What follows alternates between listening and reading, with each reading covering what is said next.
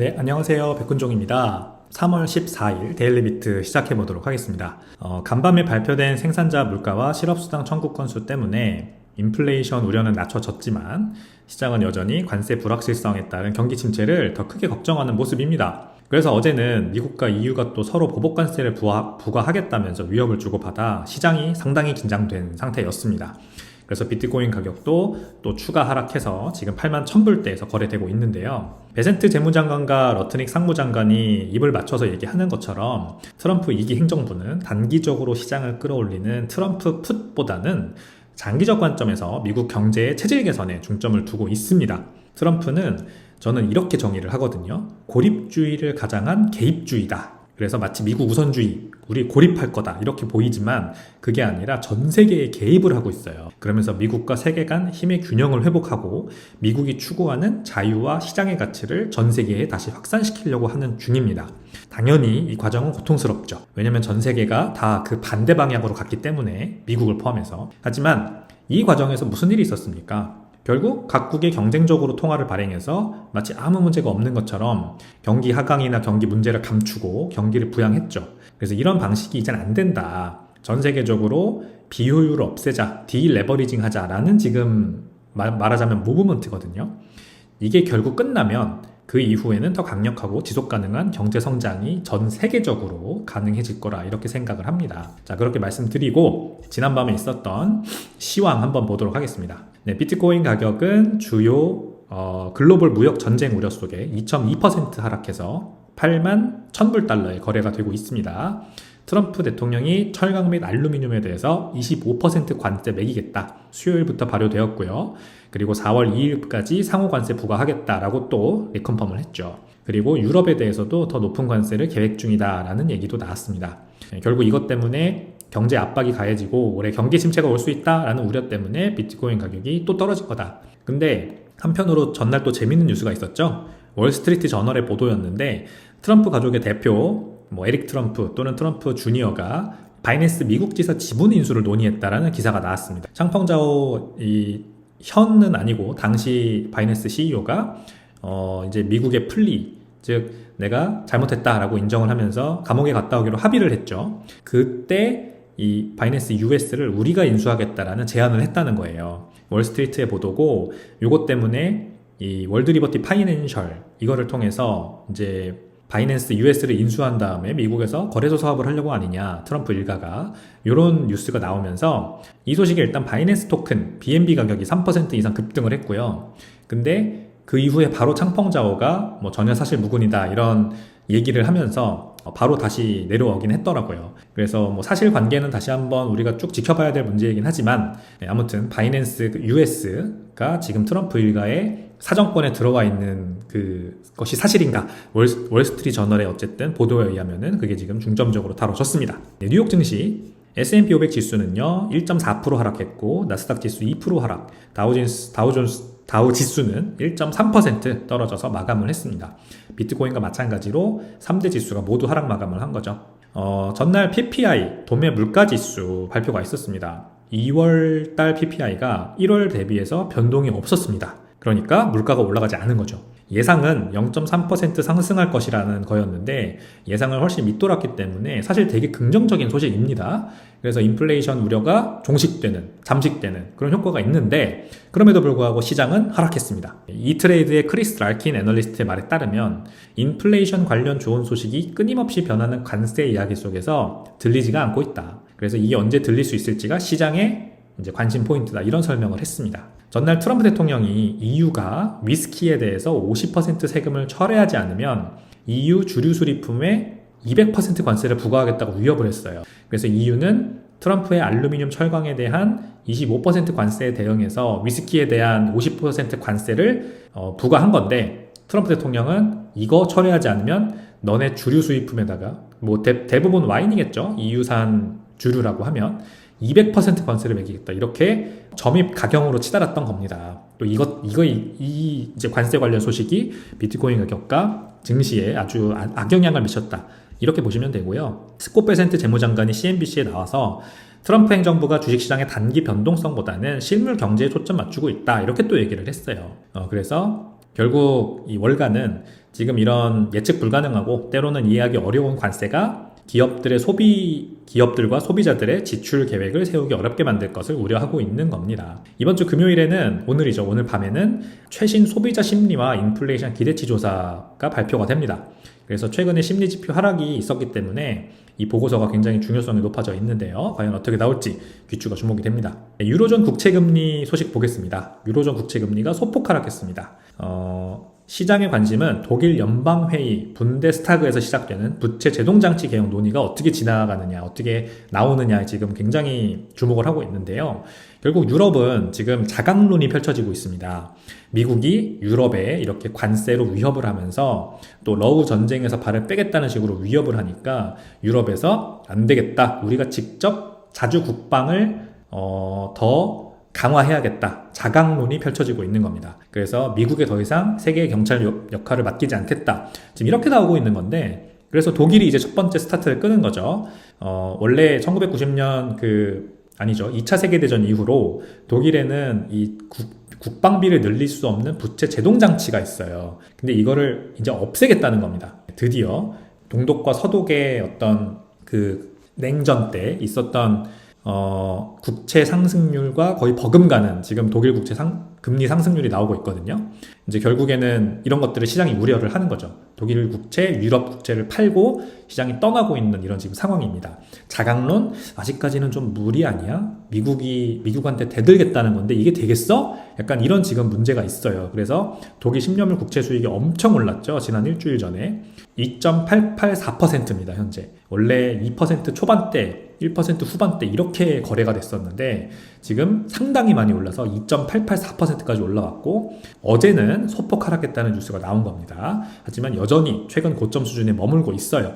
이거를 여러분들이 알고 이 트럼프 대통령의 지금 전 세계를 대상으로 한 관세 정책들을 또 같이 이해를 하시면 좋겠습니다. 네, 외환 보겠습니다. 미국에서는 또 정부 셧다운 가능성이 지금 문제가 되고 있습니다. 달러가 미국 경제 전망에 민감하게 반응하기 때문에 달러 가치, 달러 인덱스는 하락을 했습니다. 103까지 하락을 했고요. 상원 소수당 원내대표 척 슈머는 민주당이 이번 주말 정부 셧다운을 막기 위한 정부 예산안을 저지할 것이다 라고 밝혔어요. 제안된 대안은 4월 11일까지 임시 예산안을 제출하는 건데 이것이 시장의 주요 위험을 단순히 연기하는 것에 불과하다 이런 지적이 지금 나오고 있습니다. 그러니까 다시 한번 연방정부 셧다운 가능성이 있습니다. 민주당과 공화당이 합의를 못하면요. 물론 이 위험은 매우 큰 움직임 이후 아직 재조정 중인 외환시장에서 제대로 반영되진 않고 있긴 합니다.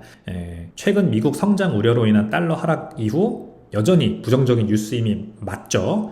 그럼에도 불구하고 이 연방정부 셧다운 가능성 그렇게 크게 아직 달러 가치의 변동을 못 주고 있긴 하지만 앞으로 큰 부담이 될 수 있다라는 지금 뉴스가 나온 겁니다. 원자재 보겠습니다. 금 증시 하락소 온스당 3,000달러 근접했다. 거의 3,000달러까지 다 왔습니다. 어제 트로이 온스당 1.5% 가격이 올라서 2,984달러로 또 사상 최고가를 기록을 했습니다. 그래서 이제 진짜 금 가격이 온스당 3,000달러에 더욱 가까워졌고요. 이는 지금 주가가 흘러내리고 그 다음에 비트코인 가격도 떨어지는 중에 나오는 어떤 아주 우리가 잘 이해할 수 있는 당연한 뉴스라고 볼 수가 있겠죠. 관세 관련 불확실성이 안전자산 선호 현상, 그래서 금 가격 상승을 촉진하고 있다. 이렇게 해석하시면 되겠습니다. 간밤의 주요 트윗 보겠습니다. 마이클 세일러, 비트코인 48개월 내 세계 최대 자산이 될 거다. 이런 기사에, 이런 트윗에 브리티시 호들이라는 사람이 마이클 셀러가 뭔가를 알고 있는 것 같다 라는 트윗을 또 달았습니다. 자, 한번 볼까요? 비트코인 for 아메리카 행사에서 마이클 세일러가 연사로 등장을 해서 프레젠테이션을 했는데 여기에서 나온 아주 짧은 이 부분이 지금 시장에 많은 관심을 불러일으키고 있습니다. 지금 비트코인이 전 세계에서 8번째로 큰 자산이에요. 비트코인 위에는 은, 그 다음에 아마존, 알파벳, 엔비디아, 마이크로소프트, 애플, 그리고 금이 있죠. 근데 마이클 세일러는 48개월 내에 비트코인이 세계 최대의 자산이 될 것이라고 주장을 했어요. 이게 그냥 단순히 그냥 아무 생각 없이 한 말이겠지 라고 생각할 수도 있지만 브리티시 호들이라고 하는 영국인이죠. 이 굉장히 유명한 비트코인 관련 인플루언서는 마이클 세일러가 뭔가를 알고 있는 게 아닐까라는 질문을 던졌습니다. 왜 MSTR의 비트코인 매입이 갑자기 빠르게 진행됐는가? 왜 3년치 매입 자본을 3개월 만에 소진했는가? 210억 달러 자본을 조달을 했는데 그거로 향후 3년 동안 비트코인을 매수하겠다고 했는데 그걸 3개월 만에 다 써서 비트코인을 다 샀죠. 그리고 왜 수년간의 소규모 자금 조달 이후 갑자기 MSTR의 자본이 하늘에서 떨어지듯이 들어오고 있는가? 왜 갑자기 24년에 이렇게 물밀듯이 비트코인 매수를 위한 자금이 이 전환사채 발행을 통한 이 마이클 세일러 그리고 MSTR에 쏟아지고 있는가? 이것에 대한 답이 조만간 나온다. 그리고 굉장히 좋은 결과일 것 같다. 이런 얘기를 하는 겁니다. 자, 그래서 지금 현재 비트코인이 만약에 진짜 세일러 말대로 2년 뒤에 전 세계 최대 규모 자산이 된다면 현재 금의 시가총액이 19조 달러이거든요. 그래서 현재 가격 대비 약 11배 상승하는 걸 의미를 하는 겁니다. 여러분, 희망회로일 수 있겠지만 만약에 진짜 그렇게 된다면 어떻게 될지를 한번 상상을 해보십시오. 자, 다음 비트코인 국채. 비트코인 국채, 비트본드죠. 계획이 상세 공개됐습니다. 정부 자금 조달과 BTC 투자 결합한 혁신 금융상품이라는 분석이 나오고 있습니다. 역시 비트코인 For America라고 하는 행사에 나온 또 무대 모습인데요. 뉴마켓 캐피털이라고 하는 곳에 앤드류 혼스 대표가 비트본드 계획의 핵심 내용을 공유를 한 겁니다. 한번 말씀드려보면 비트본드의 주요 구조는 다음과 같습니다. 투자금의 90%는 정부 자금으로 활용을 합니다. 네, 국채를 팔면 투자금이 들어오겠죠. 그 투자금의 90%는 정부가 국채를 발행한 목적에 맞게 씁니다. 나머지 10%는 비트코인 매입에 사용을 하는 겁니다. 그래서 이 10%를 10조각으로 나눠서 연간 1% 이자를 투자자들에게 지급을 하는 겁니다. 비트코인 현물로. 무슨 말인지 아시겠죠? 아주 간단한 개념입니다. 근데 향후 10년 동안 그래서 1%씩 이자를 지급하다 보면 남아있는 비트코인의 가격이 계속 오를 거 아니에요. 그래서 이 비트코인 가격 상승분은 이제 이렇게 한답니다.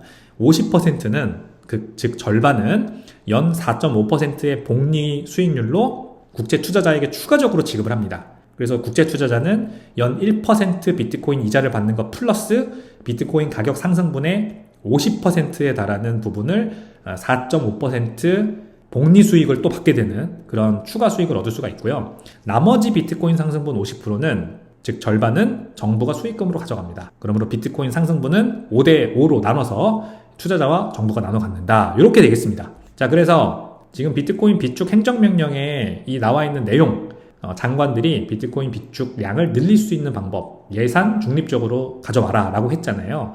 이게 예산 편성 없이 비트코인을 비축량 늘릴 수 있는 아주 좋은 방법입니다. 국채 발행해서 그것으로 투자금 받고 일부는 비트코인 사고 그것으로 이자를 지급하긴 하지만 가격 상승분의 절반은 정부가 가져가기 때문에 결국 비트코인 비축량이 늘어나는 효과가 있는 것이죠. GDP 대비 부채 비율을 늘리지 않고도 국채를 발행할 수 있다는 장점까지 있습니다. 지금 현재 국채 금리가 4.3% 아닙니까? 근데 1% 금리로 국채를 발행할 수 있게 되는 거잖아요. 그러면서 상당히 이자 비용 부담을 낮출 수 있고 이 투자자들에게도 아주 매력적인 옵션이 될 수 있는 너무나도 좋은 금융상품이 아닌가라고 생각을 해봅니다. 자, 다음 뉴스. 일론 머스크 공격에 대한 지지로 테슬라 모델 Y를 구매했다라고 하는 분의 트윗을 가져와 봤습니다.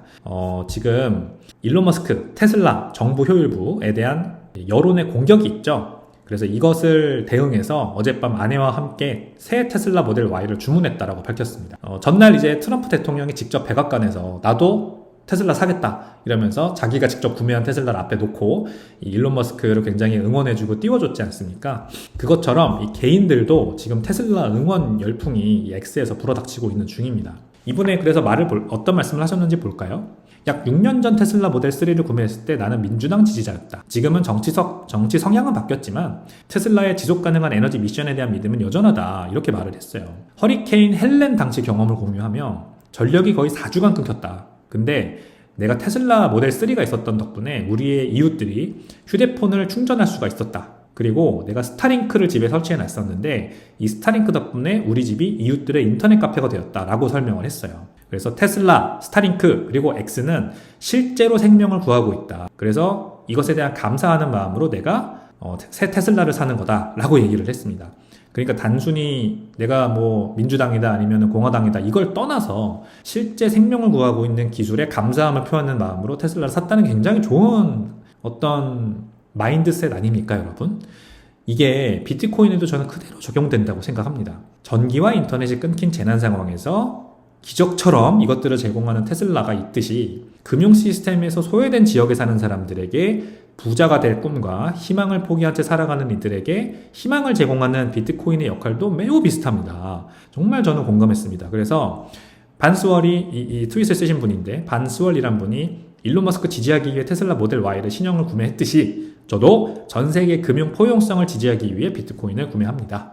여러분들도 비트코인을 이 목적으로 구매하시면 참 좋겠습니다. 자, 부동산 매각해 비트코인 매입 중이다. 자산 전략 전환했다라는 분의 트윗을 가져와 봤습니다. Financial Freedom이라는 대화명을 쓰신 분은 엄청나게 많은 부동산에 투자하고 계신 분이더라고요. 임대용 부동산을 많이 매매를 해서 이 임대료를 받으면서 수익을, 현금 흐름을 발생시키는 분인 것 같아요. 근데 최근에 자신이 보유한 부동산을 많이 매각하고 비트코인으로 자산을 전환 중이다 라고 밝혔습니다. 2018년에 재정적 자유를 위한 최선의 경로라고 믿고 임대용 부동산 매입을 시작했어요. 근데 2019년에서 20년 사이에 또 비트코인을 발견했어요. 라면서 시간이 지날수록 비트코인의 비대칭적 상승 잠재력에 대한 확신이 커져가고 있어요. 라고 밝혔습니다. 그러면서 또 뭐라고 하냐면 죄송합니다. 이제 부동산보다 비트코인과 비트코인 관련 자산 포트폴리오에서 더 많은 가능성을 보고 있다며 이후에도 부동산 4개를 추가로 매각할 예정이며 이미 결정이 내려졌다. 그래서 비트코인을 추가로 사겠다는 거죠. 자, 그래서 이걸 보면서 저는 무슨 생각이 들었냐면, 이 우리나라에도 부동산 관련 유튜브 하시던 분들이 비트코인 컨텐츠를 많이 올리시는 걸 제가 요즘에 많이 보고 있거든요. 대표적으로 부익남 같은 분들. 항상 제가 옛날부터 봤던 목격해왔던 겁니다. 부동산에 오랫동안 투자해오신 분들이 비트코인의 가치를 더 빨리 알아보는 경향이 있어요. 왜냐면 이분들은 어떤 매물에 사람과 인프라, 자본이 몰려들어 앞으로 가격이 상승할 건지 경험을 통해 아주 직관적으로 파악하기 때문이에요. 그래서 이 현상은 결국 비트코인이 부동산 투자자들 사이에서 사이버 공간의 맨하탄으로 인식되기 시작했음을 보여주는 아주 좋은 사례라고 생각을 합니다. 사이버 공간의 맨하탄이다. 다음 뉴스 보시죠. 비트코인 코로나 팬데믹 발표날 하루 50% 폭락했다. 근데 이후에 21배 상승했다. 라고 하는 과거를 한번 조명해보는 트윗을 가져와 봤습니다. 칼 맹거가 5년 전 오늘 비트코인이 단 하루 만에 50% 이상 폭락해 7,900달러에서 3,800달러로 떨어졌다고 회상했어요. 그때 코로나19 팬데믹 때문에 글로벌 시장의 패닉셀링으로 비트코인의 하루 만에 50%가 폭락을 한 거죠. 그 이후 우리는 21배나 상승했다. 그래서 확대해서 보고 적립식 매수로 비트코인을 구매하며 이 여정을 즐겨라. 우리는 이제 막 시작했을 뿐이라고 강조를 했습니다. 자, 그래서 지금 비트코인 가격이 단기적인 조정을 겪고 있긴 하지만 긴 시간축으로 봤을 때 극심한 하락 이후에 비트코인은 강한 회복력과 성장을 했습니다. 지난 5년입니다, 여러분. 그렇게 긴 시간도 아니에요. 단 5년 만에 3,800달러에서 현재 8만 달러로 약 21배 상승한 겁니다. 그러니까 여러분이 지금 비트코인을 사시면 향후 5년 뒤가 얼마나 기대됩니까? 그러니까 여러분들 시장 변동성 너무 신경 쓰지 말고 인내심을 갖고 장기적인 관점을 가지고 유지하는 것이 아주 중요하다라는 것을 이 사례를 통해서도 여러분들 생각해 보시면 좋겠습니다. 네, 오늘의 밈 보겠습니다. 제목은 JD 벤스와 함께 기다리는 비트코인 업 마치. 그래서 이 사진을 보시면 물론 합성이고 AI가 만들어낸 사진이긴 합니다만 JD 벤스가 이렇게 배 난간에 앉아서 멍을 때리고 있는 모습, 식탁 앞에 앉아서 또 멍하니 있는 모습, 그리고 길 끝에 서서 멀리서 누가 올까 이렇게 기다리고 있는 모습, 네, 이거를 지금 사진을 모아놓은 건데요. 여러분 아시나요? 지금 미국에서는 이 제이드 벤스 밈 트렌드가 아주 폭발적인 인기를 끌고 있습니다. 최근에 이 젤렌스키 대통령과의 오발 오피스 회담에서 트럼프 대통령과 제이드 벤스가 이 젤렌스키 대통령과 고성을 오가는 회담을 하지 않았습니까? 이때 제이드 벤스가 이제 우리한테 고맙다고 했냐? 그리고 왜 정장 안 입고 왔냐? 막 이렇게 따질 때 모습이 이제 미국인들한테 밈이 되었어요. 그래가지고 이 제이드 벤스가 좀 동글동글하고 포동포동하잖아요. 그래서 이게 이제 밈이 격화되어서 이 제이드 벤스를 아주 동글한 어떤 게임 캐릭터, 만화 캐릭터처럼 그리는, 아니면은 완전히 이 마르고 근육질의 남자로 밈화하는 그런 지금 트렌드가 굉장히 유행을 끌고 있는데 이거를 이용한 밈입니다.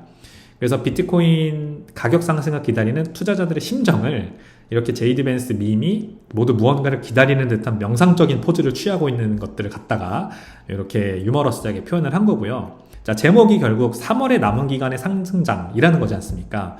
Waiting for Bitcoin up march. 남은 3월 기간 동안 비트코인의 상승을 기다린다라는 건데 과연 3월 남은 기간 동안 상승장이 찾아올지 그거는 뭐 아무도 모릅니다. 하지만 상승장을 기다리는 동안 우리가 취해야 될 자세는요, 바로 이 밈 속의 제이드 벤스처럼 별다른 일 없이 평범한 일상을 잘 살아가는 것입니다. 그래서 언젠가 반드시 돌아올 비트코인 상승장을 느긋하게 기다리면서 오늘 하루도 힘차게 보내시길 바라겠습니다. 네, 여러분, 이것으로 2025년 3월 14일 데일리 비트를 마치겠습니다. 주말 잘 보내시고요. 저는 다음 주 월요일에 더 재밌는 내용으로 찾아오도록 하겠습니다. 감사합니다.